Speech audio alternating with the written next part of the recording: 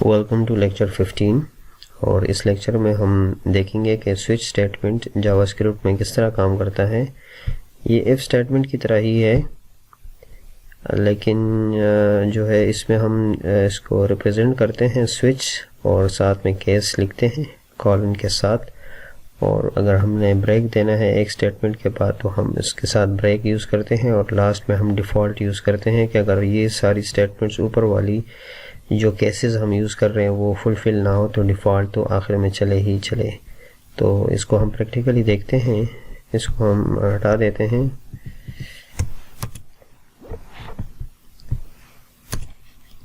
तो हमारे पास है, हम एक वैल्यू लेते हैं फॉर एग्जांपल वेयर के नाम से और हम लिखते हैं मंथ्स, शुरू करते हैं और यहाँ पे हम करते हैं 1 से, ठीक है। यहाँ पे हम लगाते हैं स्विच केस और लिखते हैं जो हमने वेरिएबल्स लिखा है मंथ, तो यहाँ पे इसको लिखते हैं कर्ली ब्रेसेस और यहाँ पे अपन केस को, केस है हमारा फॉर एग्जांपल हम 1 से स्टार्ट लेंगे तो 1 लिखेंगे और यहाँ पे हम डॉक्यूमेंट्स प्रिंट करते हैं, डॉक्यूमेंट्स डॉट राइट हो जाएगा और फर्स्ट मंथ हमारे पास है, बस सिंपली लिखते हैं जनवरी लिखते हैं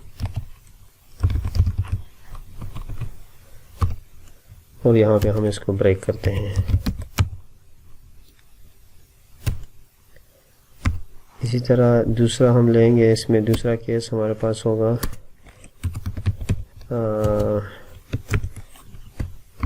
फरवरी, ये हम लिखते हैं सारे मंथ के लिखते हैं साथ ही एक दफ़ा।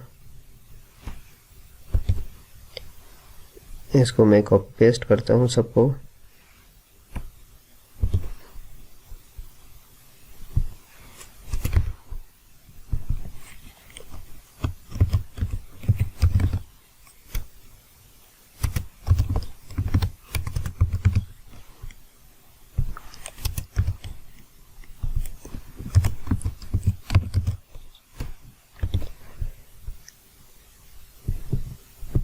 ये हमारे पास कंप्लीट हो गया है 1 2 3 से लेकर 12 तक सारे मंथ, जनवरी से दिसंबर तक। एंड इसको अब हम चेक करते हैं यहाँ पे कि क्या प्रिंट हो रहा है। सेव करते हैं और यहाँ पे देखिए जनवरी, पहला महीना हमारे पास जनवरी है तो यहाँ पे इसको इस तरह करते हैं। दूसरा मंथ हमारे पास होगा फरवरी, ये ऑटोमेटिकली इस तरह इसको काउंट करेगा। हम लिखते हैं कि 8 मंथ कौन सा है हमारे पास, अगस्त है, 11th ये नवंबर एंड दिसंबर। अच्छा, अब हम लिखते हैं कि डिफ़ॉल्ट हमारे पास कौन सा है। देखिए डिफ़ॉल्ट हम इधर लिखते हैं कि inter valid month, valid month number लिख देते हैं, बस वैलिड मंथ लिखते हैं। यहाँ पे है ये डिफ़ॉल्ट है। अब फॉर एग्जांपल हमारे पास 12 तक है तो इसको मैं लिख लेता हूँ 22। तो देखिए ये मैसेज आ गया इंटर वैलिड मंथ। तो ये किस्म का हमारे पास स्विच जो है केस काम कर रहा है। दूसरा ये है कि हम इसको यहाँ पे केस 1 2 3 अगर हमने सेम केस लिखना है तो वो भी लिख सकते हैं। यहाँ पे फॉर एग्जांपल मैं ये केस जो है, ये 2 केस, इसको मैं इधर लगा लेता हूँ।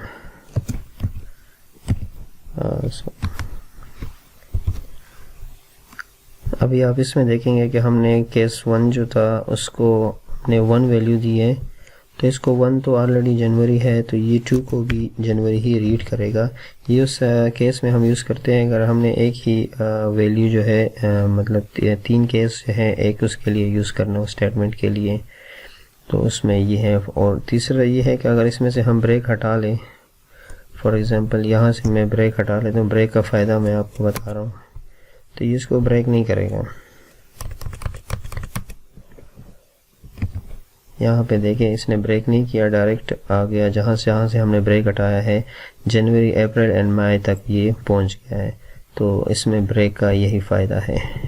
इसको हम कंपैरिजंस ऑपरेटर्स के लिए भी यूज़ करते हैं कि हम कंपैरिजन ऑपरेटर दो चीज़ों को कंपैरिजन करते हैं, तो उस सेंस में भी हम स्विच केस को यूज़ करते हैं। हाँ, कंपैरिजन के लिए हम दो वैल्यू लेते हैं, इन सबको हटा देते हैं।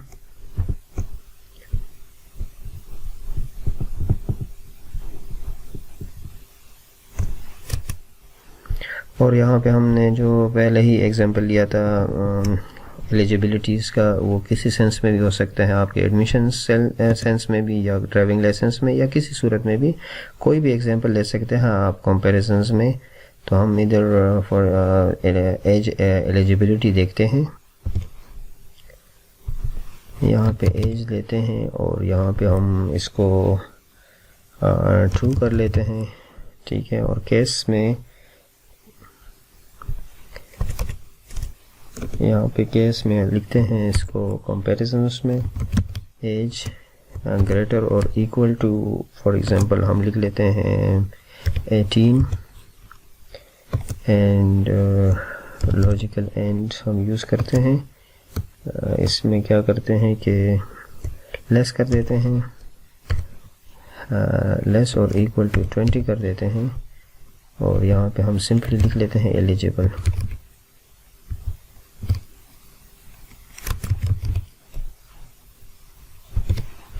यहाँ पे भी हम एज दे देते हैं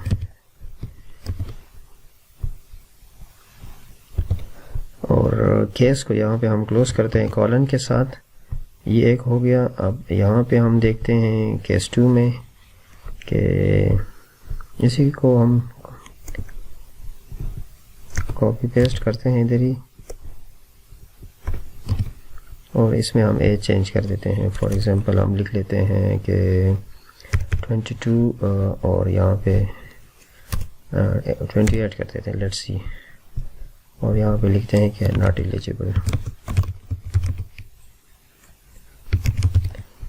और इंटर वैलिड एज। सिंपल सी एग्जांपल है। तो इसको हम चेक करते हैं। अभी यहाँ पे देखें इन्होंने लिखा है कि नॉट एलिजिबल है क्योंकि एज हमने दिया है 22, यहाँ पे हमारे पास इन्होंने ग्रेटर और इक्वल है, इससे वो भी फुलफिल नहीं हो रहा। यहाँ पे जो है एंड पे ये जो है एक कंडीशन तो ट्रू होनी चाहिए, तो ये भी ट्रू नहीं है, तो यहाँ पे हमारे ये कंडीशंस आ रही है नॉट एलिजिबल। हम इसको फॉर एग्जांपल 22 कर देते हैं तो देखिए एलिजिबल हो गया है। और इसको हम अगर एक्सीड कर जाए 30 कर लेते हैं तो यहाँ पे फिर भी एलिजिबिलिटी है हमारे पास। अच्छा, अब यहाँ पे देखते हैं कि हम इसको वैल्यू को इंक्रीज़ करते हैं और इसको बनाते हैं हम 30। तो देखिए लिखता है कि नॉट इंटर वैलिड एज